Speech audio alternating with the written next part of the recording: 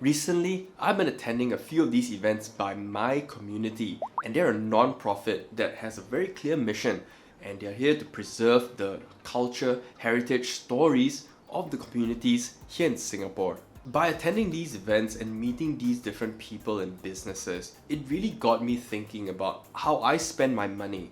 Now, we've all experienced that moment of finally getting that one thing that you've saved for, but then if you've also noticed, that feeling tends to fade quite quickly. So that's why in today's video, I dig into the research that shows why we really suck at spending for happiness. More importantly, I'll talk about the 3 ways that we can do it right, along with a few tips here and there. The points I'm pulling from are extracted from a study done by a trio of researchers. And one of them is a superstar in the space, and his name is Daniel Gilbert. Hey guys, it's Sunmin, and welcome back to Your Money Game, the show where we'll save, invest, and feel better about money. Now, you've heard the phrase, money can't buy you happiness, right? Now, it's also possible that you might have heard that research from America that if you have an income of about 75,000 US dollars, happiness begins to plateau. Now, if you've seen that and thought that, that's too American, doesn't really apply here, what's interesting is that NUS has done a piece of research on their own and it shows similar results. What's interesting here is that you do not see a dramatic shift in happiness levels as the income goes up. What you'll see here is as your income moves into the 5,000 to 7,000 band, that's when the biggest jump in happiness actually happens. So there does seem to be some level of improvement with the amount of money that we have to spend. But why is it that even for some of us with that excess money to spend on happiness, we don't get that much out of it? What are we doing wrong and why? The research summarized 2 very interesting points. And the first is that we are terrible at estimating how we would feel versus how we actually feel when the event happens. And this applies to both good and bad things. So it's like on a scale of 1 to 10, we estimate that we will feel a 10 when we get that brand new 65-inch TV. But in reality, when you do get it, it more often becomes maybe about 6 or 7. The second point is really mind-blowing. And it says that the context, which is our current state and how we feel, and our surroundings as well, greatly influences what we experience. It's like those movies where you are that archer on a horseback and you're riding fast and you're trying to shoot an arrow to hit a happiness target.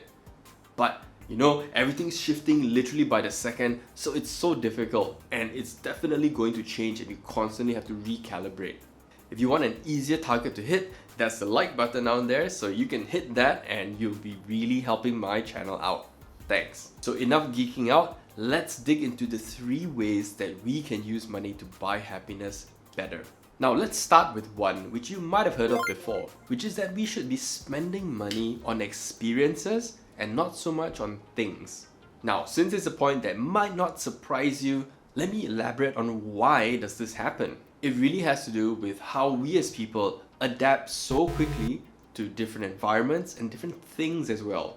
It's sad because we want that thing so badly, and when we finally get it, the high fades so fast. And one of the supporting reasons of why we get more out of an experience is that we mentally revisit experiences more than we do with things. Now, it doesn't mean that things in themselves aren't good. It's that if you are able to think of the thing as unlocking new experiences, now that's the way to get more happiness out of it.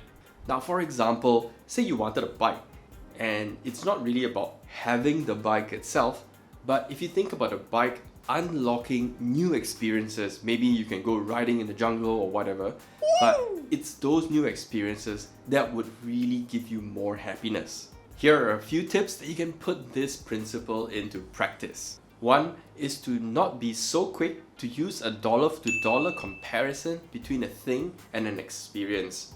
It's really common for us to use that basis of judgment sometimes because we say hey, I'm not gonna pay $50 to maybe go on a tour, but instead I'll pay $50 to buy that new shirt or whatever. If you were comparing a thing and an experience, the research suggests that hey, you should be valuing that experience higher. The second tip is to start thinking about new ways that you and your friends, family, and loved ones can spend time together. Now, this doesn't need to be expensive, but by doing it, you will hopefully unlock more meaningful experiences that you all can share. Now, moving on to the next point is that we can spend on other people instead of ourselves to unlock more happiness. Now, this doesn't only mean that you need to go and splurge a lot of money to buy gifts for your significant other, but don't tell them I said that. It refers to how when we do things to improve our connections with other people, it really helps our happiness as well, and the things include spending money. What was cool was that this finding cuts across cultures. Now, what they found was that even though the specific ways that different cultures spent on others were unique to them, the net result was that they all felt significantly happier. Now, one of the reasons why this happens is that we humans are social creatures, and it turns out, hey, we are hardwired to get benefit anytime that we do things to improve our social connections.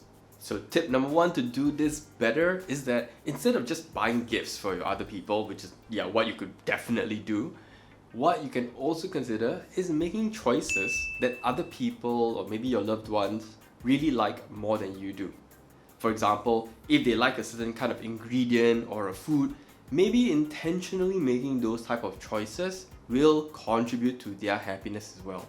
Tip number two is to actually be a good customer. I've been staying near Tiong Bahru for a while now, and I've been a regular at quite a few of the shops, and it does make me feel good that by going back to these local hawkers and different specialty shops, it feels like I'm contributing to the neighborhood. Side story, one of the places that I love is Yongsing Coffee, and they are located inside the Tiong Bahru market itself.